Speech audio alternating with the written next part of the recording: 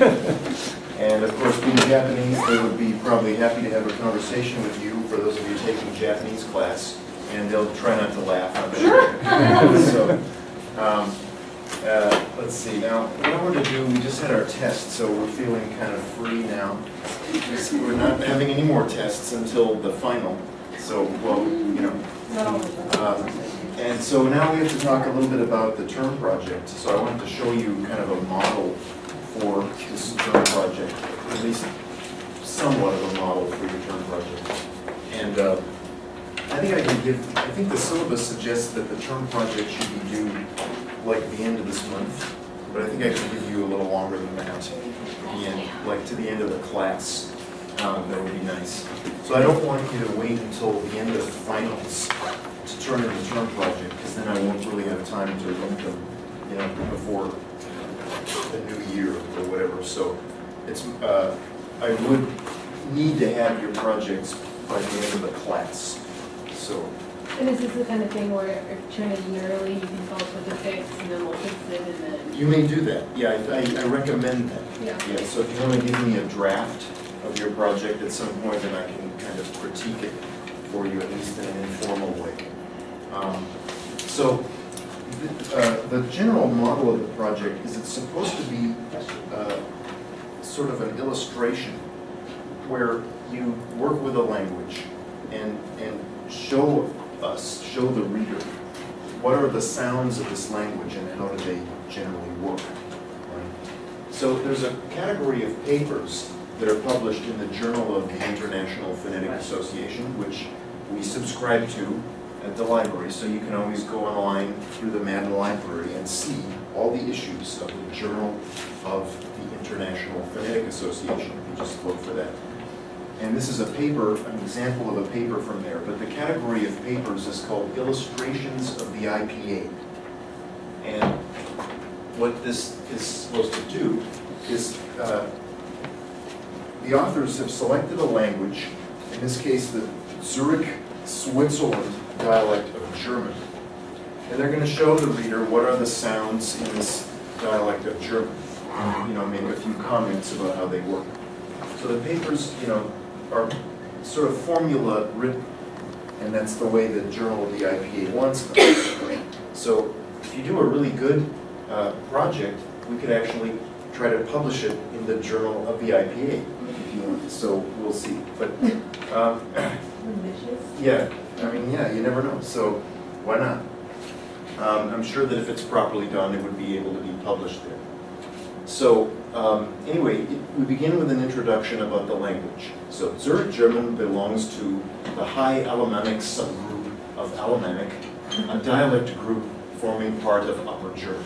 So you see, you know, they've done some research. I mean, well, they actually are Swiss German speakers and linguists, so they probably know everything there is to know about Zurich German. But anyway, that's beside the point. It turns out that these authors are writing it about their own native language, but that's obviously not a necessity. So they know everything. I thought that was mine for a second. They know everything about Zurich German. So they've done the research about, you know, the dialect group that it's part of, and the general things, comments about the language. You know, maybe how many people speak it or whatever. You know. So they give some indication of how many people speak it. So all these kind of remarks. Remarks about the subject, right? The speech in the recording is that of a 67-year-old male from the town of Maiden? I'm not sure how they would pronounce the name of Maiden. You know, and the location of that person. So we should have all these kind of introductory facts about the person you're working with and the language that you've selected. So, you know, as far as these categorizing factors, you know, like where does Zurich German belong in the taxonomy of languages and so on, language pages on the Wikipedia are frequently an excellent place to begin your research on these kinds of facts. Right? And they will frequently have references that you could then follow to. So I always recommend starting on the Wikipedia, but not ending there. Right? So you shouldn't try to get all, you can't just do your term project completely with information from the Wikipedia. You know, generally recommended. So, but it does provide an excellent beginning. Okay, so we have the introduction, so much for that. Next we go to the consonants. So they actually have a section called consonants, and then immediately present the consonant chart. So here we have a standard type of IPA consonant chart, and this includes the sounds of Zurich German, right? So, and then we see right away that there's sort of a bizarre little point made in this consonant chart, which is that they're saying that we have a P sound, and then a voiceless B sound, for example. So this brings us immediately to the question in your mind, what would the difference between those possibly be, right? Do these symbols not possibly refer to the same sound? Right? So they're not intended to refer to the same sound. So one of the fundamental problems of Swiss German, actually, the high Alemannic German, all of the high Alemannic German, in fact, is that there is a very subtle difference between P and B. And there's some question as to what is the difference in that. So the difference is so subtle that it's not generally found in the voicing. It is found in the length of the consonants. So usually what they don't indicate here is that P is much longer than B. Recently, authors have argued that the P is actually a geminate, a double consonant. Right? The problem with this analysis is that the P, the T, and the K also occur in the initial position where the fact that they're longer is not detectable. Right? So these authors have decided to sort of sidestep the debate, and they just want to present symbols that function and that are okay choices of symbol. Looks like most of the words consonants are non-voiced. Yeah, they do. They have very little voicing of consonants, at least no stops or fricatives. So they have basically no voiced obstruents, as we would say in phonology, right? The stops and fricatives grouped together as the obstruents, which are the noisy, obstructed sounds. Right? And they have no voiced obstruents in these dialects of German. So we also have a number of affricates. They've chosen to join the letters with a little curve. You don't have to do that when you show an affricate. It just emphasizes that you're claiming that it's one segment or something if you join the segments. So you have f, right? S, ch, and k, right? A velar affricate. And we also have three nasals, which are familiar from English. We have an alveolar trill as a rhotic R sound. Then we have all these fricatives, basically equal in number to the fricatives of English. But of course, some of them are different because we have velar fricatives. And again, there's some issue of how is a devoiced Z different from S? Again, it's a matter of there being a subtle difference. And this is our first look at a language where it has been claimed that the basis for the difference between consonants, obstruents, in this language is not really one of the voicing, as is typically found, but instead, because there's never any voicing, it's a difference of strength of the consonants. And in the phonetics literature, these are termed strong and weak obstruents, or fortis. Fortis meaning strong, lenis meaning weak. Right? And so these are examples of the so-called fortis-lenis contrast in a language. And that's something that's not ever really gone over in our book, because it's kind of a strange little backwater of phonetics, but it is an important issue. We keep kind of finding it, and it's interesting to find cases of consonants which are different, but in a subtle way, right? A subtle difference of strength. So I think I actually have some recorded material from this language, I think some of it is posted on the Blackboard site, in fact. I did a little research on this language once upon a time.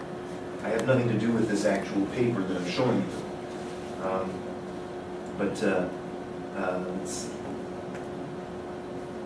Yeah, so that's fine. Let me see if I can get the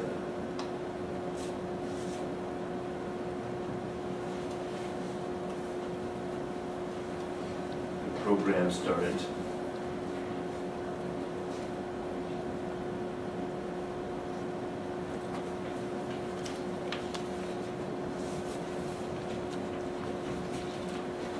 And see if I can show you.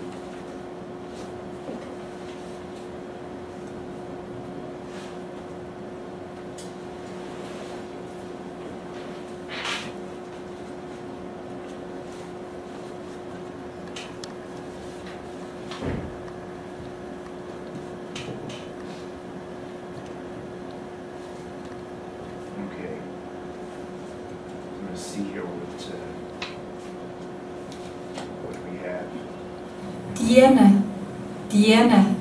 Tiene. So this word begins with the D, the voiceless D, in essence. To an English speaker, whose D words generally begin with a voiceless D, it actually sounds like a D, right? But it is a voiceless D, I assure you. Tiene. That's it. Now if we look at an example of it,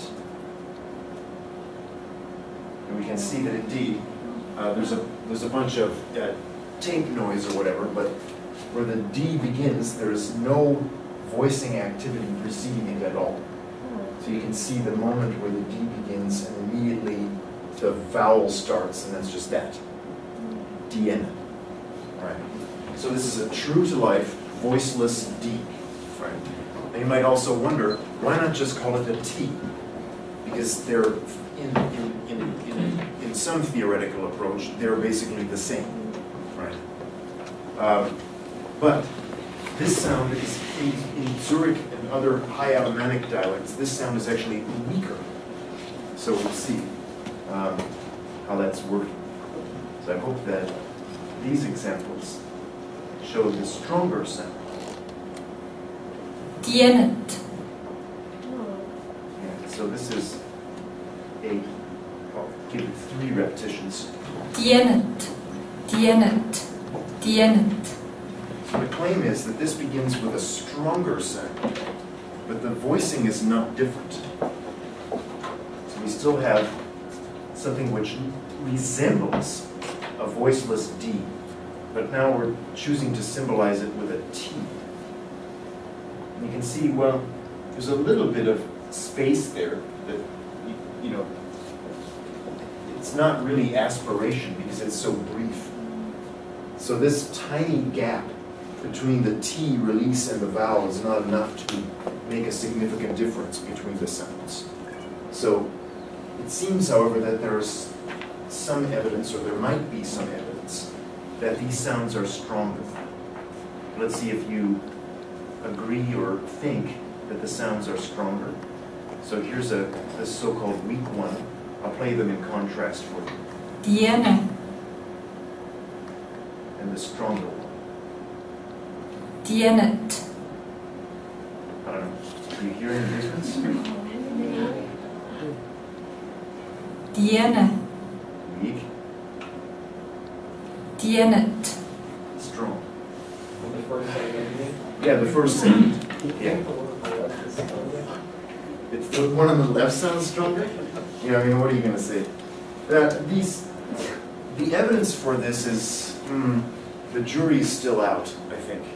So it's hard to know what is the consistency of the evidence for the idea that these sounds are stronger. One thing that's clear is that in the medial position between vowels, the T's are longer.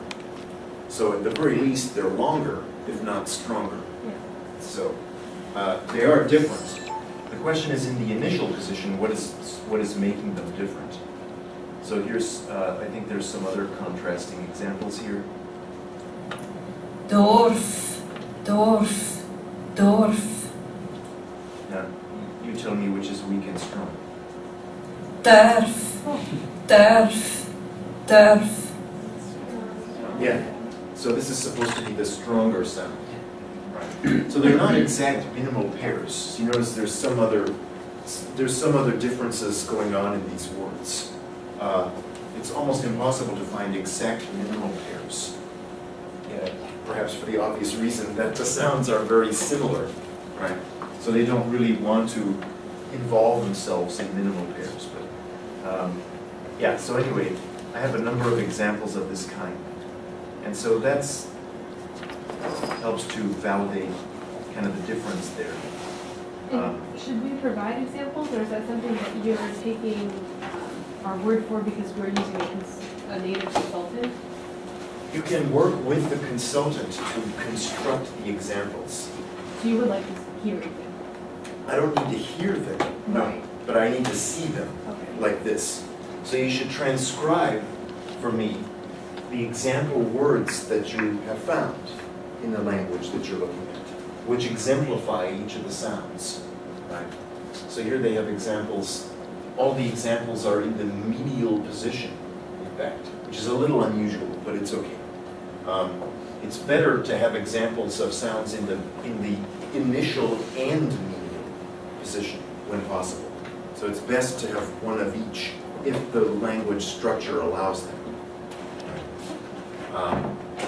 Because in the case of the Fortis-Lennis opposition in Zurich, German, for instance, these differences would be quite obvious because the T sound in Lotte would be held quite long. So it would be almost like a geminate T, Lotte, and this would be Lotte. So that's not obvious from the transcription, first of all, and secondly, you wouldn't know that in the initial position, right? So that's why it's useful to have sound.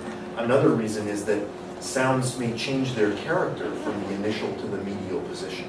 So like English, voiced B and D, for instance, we know in the initial position they're usually not voiced in actual fact. In the medial position, they always are, right?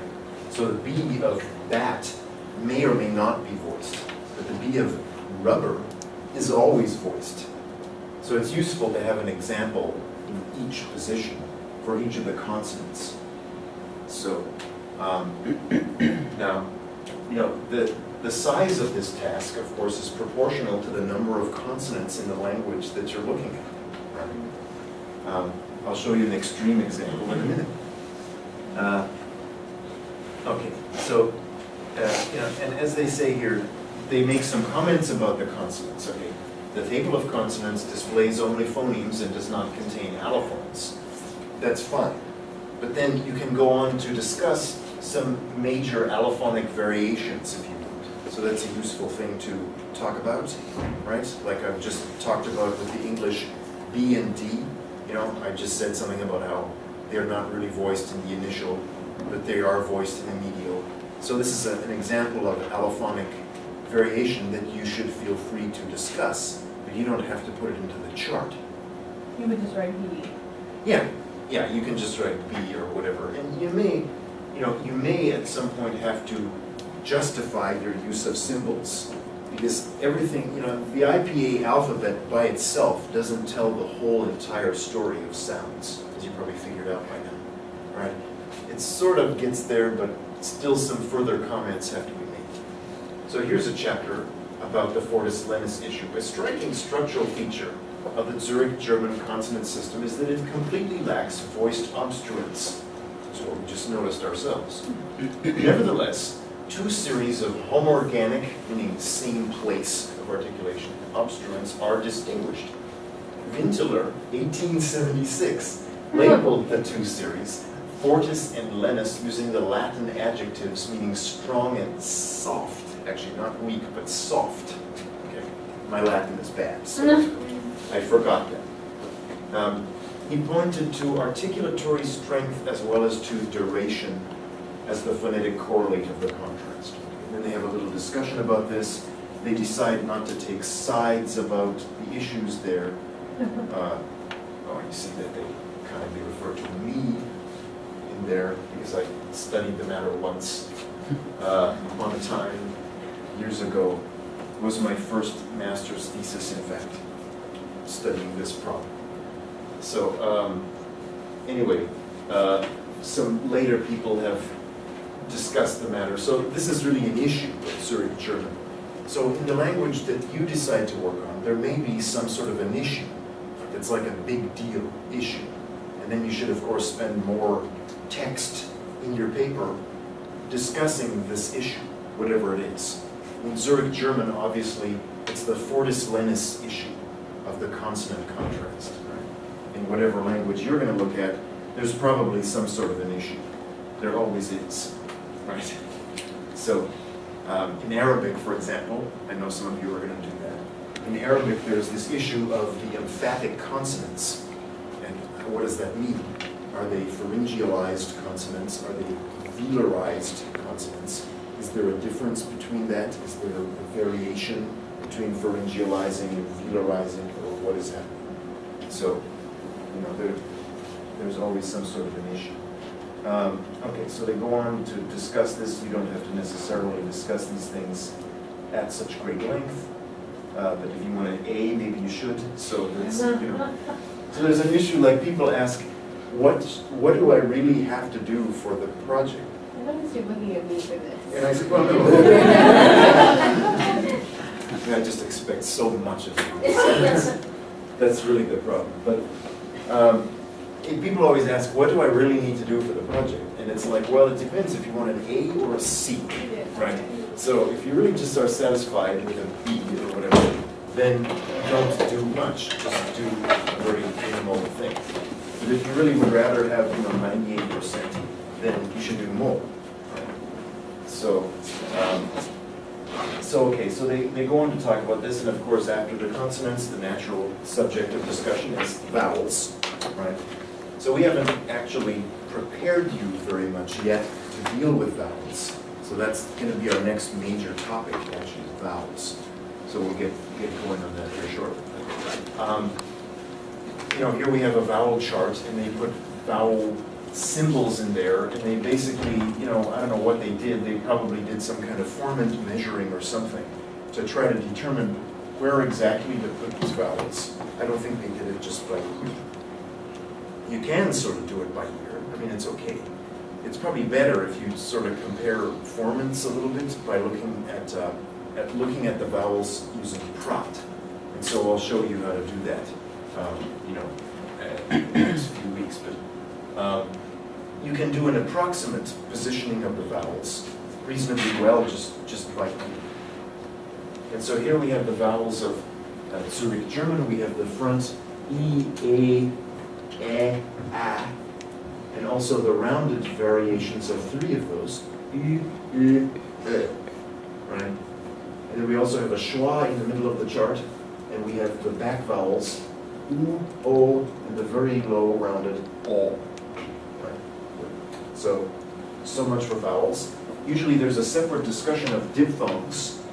Diphthongs don't work too well on the vowel chart. And then there's also the matter that in this dialect of German, we have a contrast of vowel length, you see. So each of those vowels there are exemplified, and then exemplified as short, and then again as long, except for the schwa, which is never long. Right? So you see that when you start talking about vowels, you frequently have more to say than just like, these are the vowels. But there's additional stuff like, oh, there's a length contrast, in fact. Right? And then so they have examples of that. So as far as these words are concerned, doubtless these authors didn't have any problem coming up with the example words since they know them all because they're native speakers. But you can use, whatever research material you can find on the language that interests you to try to work your way towards example words. You can also work with the native speaker to come up with the example words. Make sure that the speaker agrees with you that the example words are good, right? Frequently, language materials can be a little bit strange, and they may have words in them that speakers deny knowledge of, right? This happens more often than we care to admit, but it's true. Like some linguist at some point 50 years ago found that there was this word pronounced as so-and-so, but now like nobody knows it anymore or whatever. So it's some faded away fossil, and your speaker is going to be like, huh? So never surprise the speaker with the words, right? So you have to go over with them. These are the words I'm going to have you say for me today, right?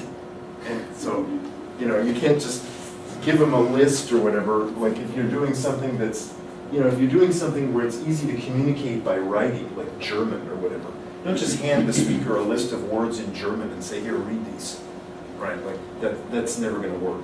You have to kind of rehearse it a bit and make sure that they know what they're saying and that they agree with the pronunciation. So, you know, a major issue when you're dealing with the speaker is the possibility that they deny knowledge of a word. So then obviously that's a problem and you have to find something else. But a further issue is if they appear to be pronouncing it differently from what the literature indicates. And that happens a lot. Because of course there's dialect variation and so on, right?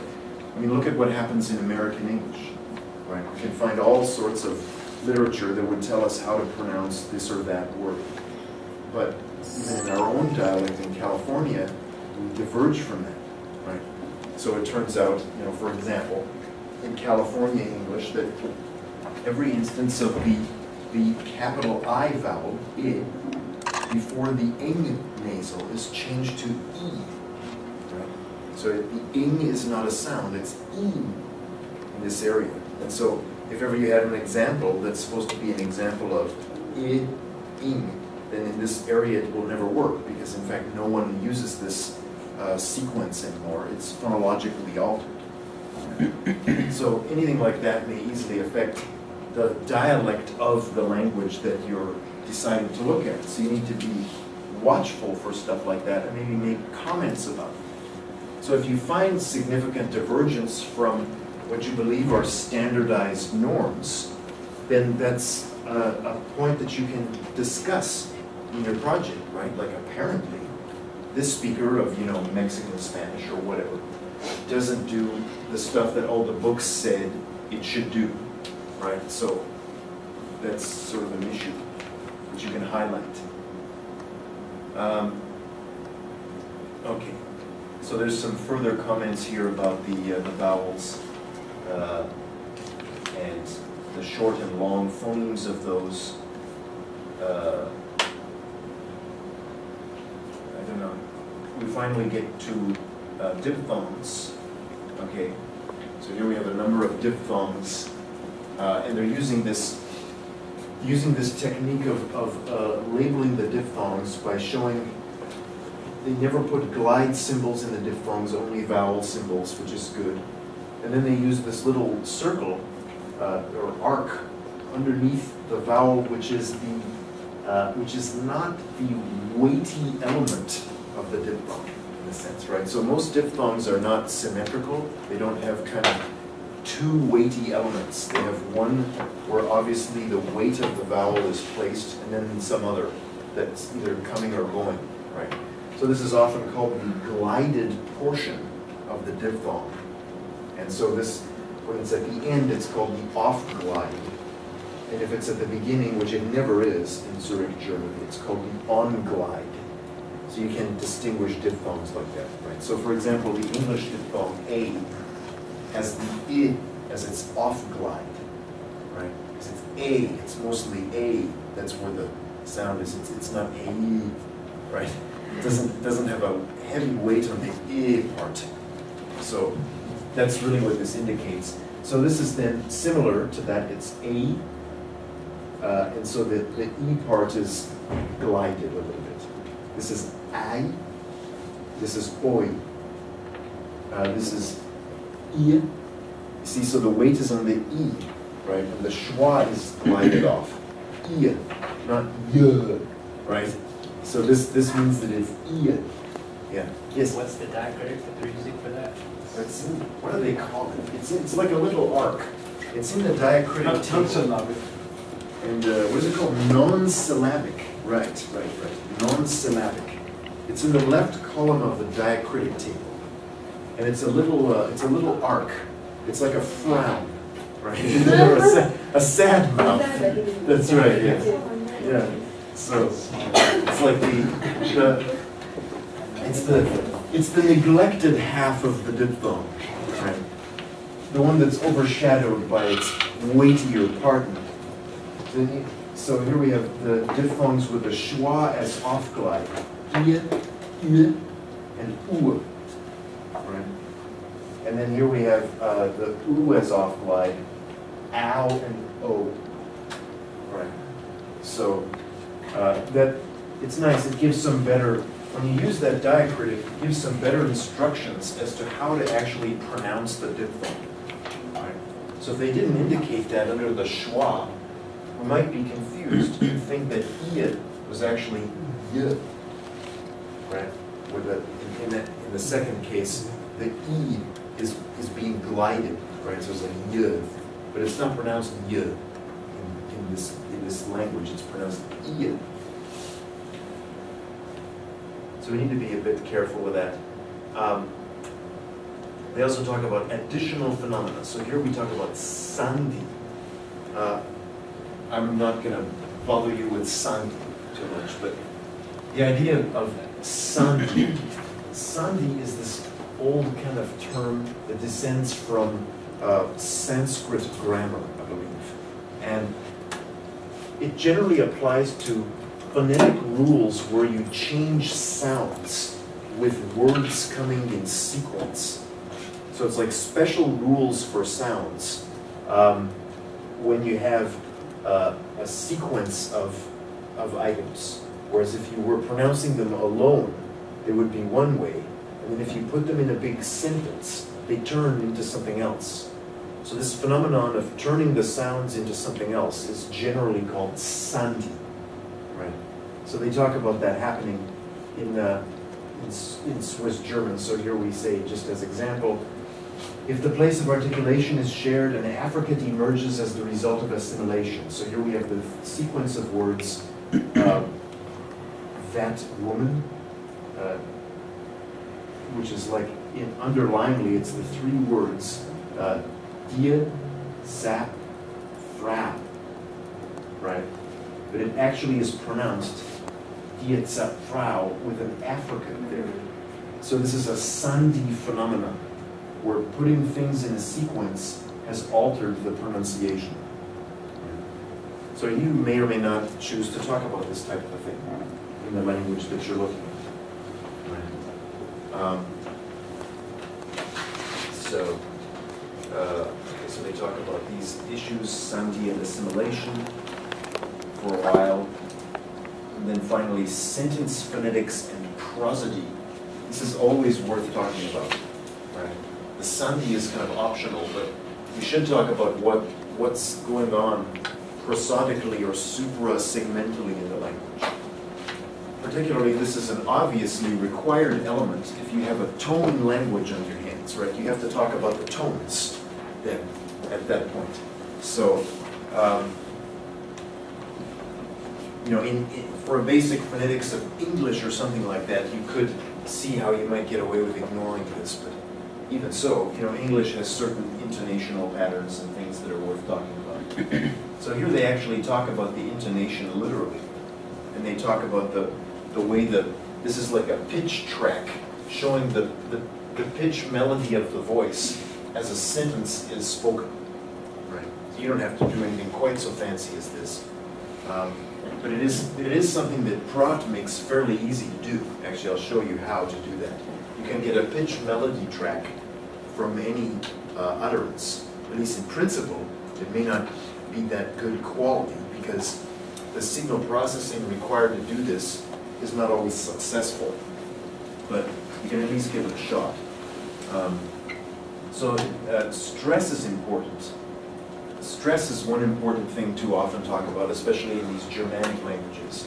So in English, a critical prosodic subject to discuss would be stress. Right? This English stress is very important. So you couldn't get away without discussing it. So, you know, they talk about that. And then finally, they have the transcription. You don't have to do this. This is a standard that is required for the illustrations of the IPA that are published. What they've done is they have a recording of a translation of a standard tale. So the standard tale or fable that is used and that is demanded by the IPA for these papers is a fable called The North Wind and the Sun. And I forget exactly how it goes, but it's like a story about, you know, how the sun tried to shine and the north wind tried to blow him out or something. And it's this funny little fable. It takes about a paragraph.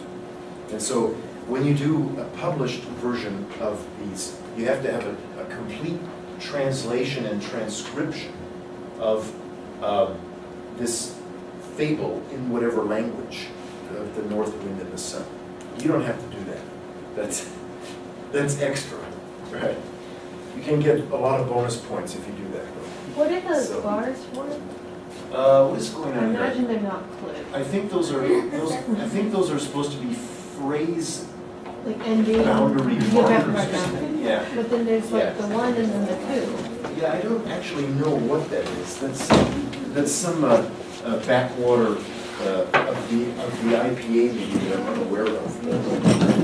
But yeah, there we go. Yeah, so it's in the table, but I always forget. There's a basket? No, it's not the wastebasket. Oh. That's for the sad little sounds that we throw away.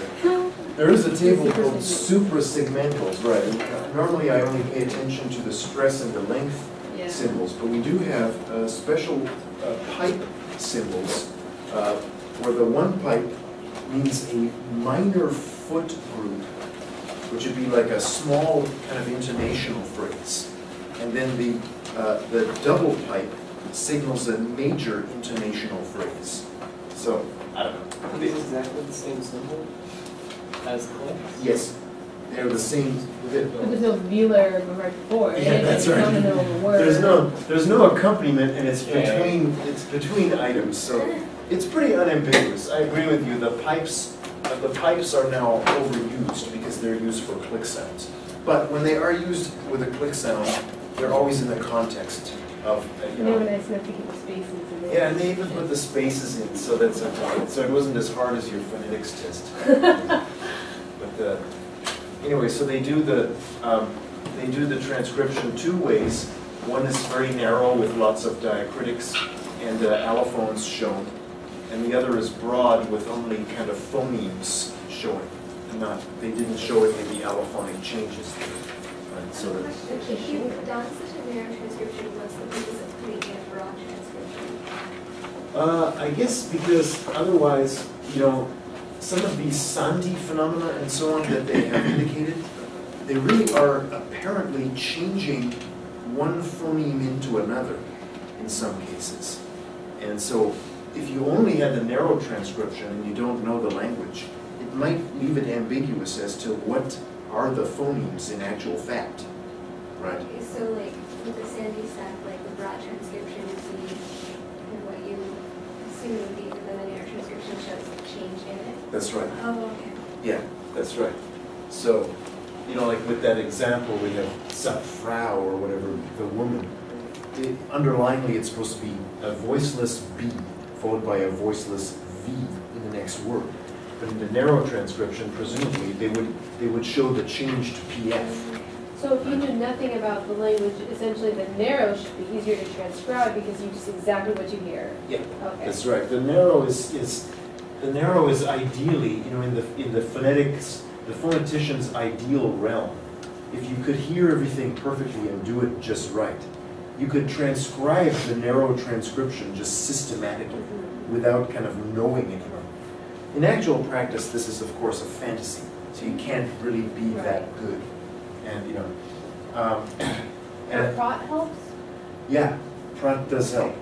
Prot can help you to resolve issues like whether there's voicing on a particular sound, you know, maybe what a vowel is, because you can use the splicing technology to kind of isolate pieces of vowels. You know, Prot is very useful for deciding on the transcription of a diphthong. right? Because you can isolate the beginning of the diphthong from the end. Because you know that perceptually your ears are fooled easily by stuff like that. So, you know, like it's easy to show in Prat, even though it's hard to believe at first. It's easy to show in Prat that the English diphthong A actually ends with the I sound, right? It really sounds like E, but it isn't, you know. So, yeah, all these kinds of things, it's very useful to use Prat for it. You don't, you know, all without making measurements. You don't have to record numbers and make measurements and make a big scientific production out of it. I mean, in reality, you only have one subject that you're going to work with. So there's not necessarily any point to turning it into a scientific project because you don't have enough subjects for that anyway, right? So, you know, I don't recommend spending hours and hours recording all kinds of data and numbers and values from the recordings or whatever that you make. You know, I mean, using some values can be useful, but only in the service of understanding what's going on. Right? So these intonation patterns are different in different transcriptions. You mean these grouping things? Yeah. They are? Yes. I don't see any different ones yet. Start from the end. Oh, yeah, Oh 'cause yeah, I've there's gone one right through- there. Yeah. Oh, that's. Oh, no, they're the same. Are they not? Because this is. The one right after that, Das, though. so here's an example of the sandhi, right? Das zu, Yeah, Right. and it has a break. das zu. But here we have, phonemically, it's das, du, zu. But there's no But break. there's no intonation break. Oh, I see. This break is missing. Aha. There's a couple more of them. There's 17 in the top one, I I think. 20 in the bottom one. What do you I counted. That's how I counted. Oh, man, it's a machine. The linguist visit.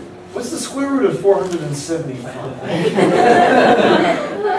Anyway, so, yeah, that's weird. I don't understand what it means actually to have an underlying intonation group.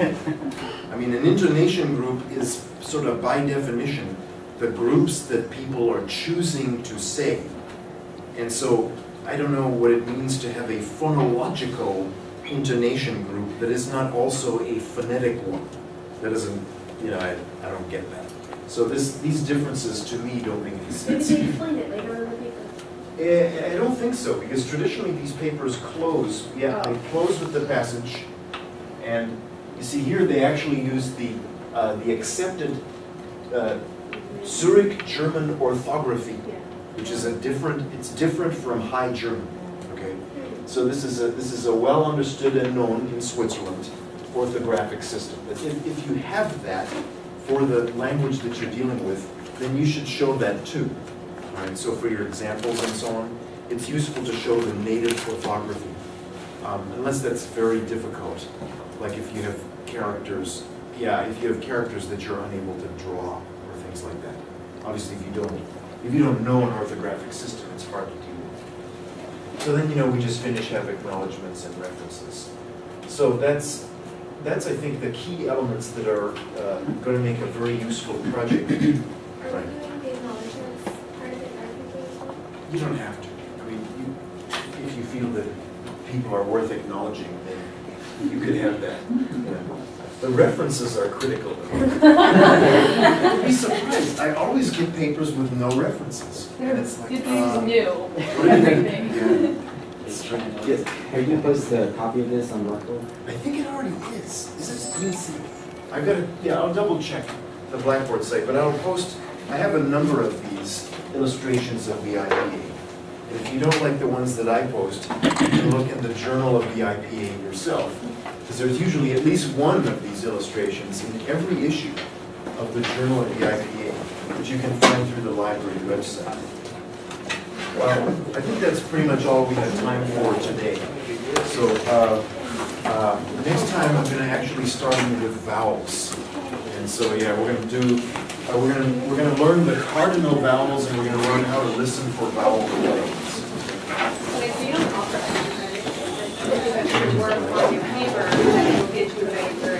Yeah, that's certainly. That you may consider as an overall grade. There's no.